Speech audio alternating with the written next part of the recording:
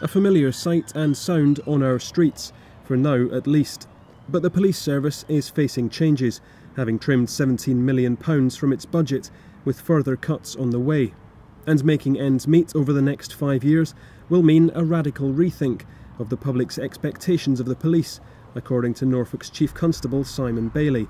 He says collaboration and technology can help with some of the shortfall, but admits he's facing difficult decisions. I've got to be realistic.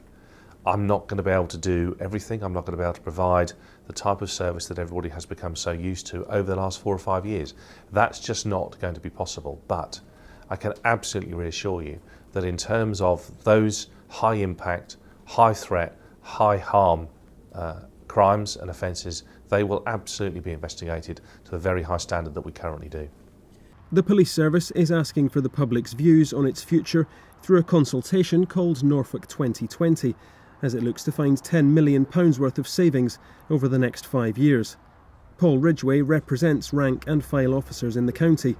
With a further budget cut of at least 25% expected in November's comprehensive spending review, he says this time around the impact will be felt on the front line by officers and the public. Officers are not able to patrol as much in the fact that the chief has reduced the back office, and that's obviously police staff who were extremely busy.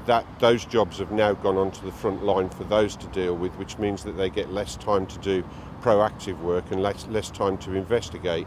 In the past year, recorded crime in the county has risen by 16%, but the nature of those crimes is also changing. The increase in online offences and a huge surge in the number of historic sexual abuse complaints has meant officers and resources being diverted onto what are often complex and time-consuming investigations. Specialist units have been launched to drive down the death toll on Norfolk's roads and keep children safe online.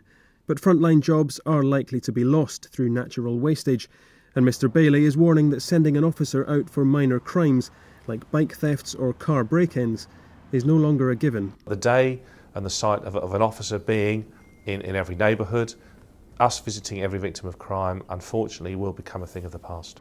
Norfolk is currently the best performing police service in the country. Mr Bailey says he's confident he can continue to keep the county safe, but says the public must prepare for the police of 2020 to look fundamentally different.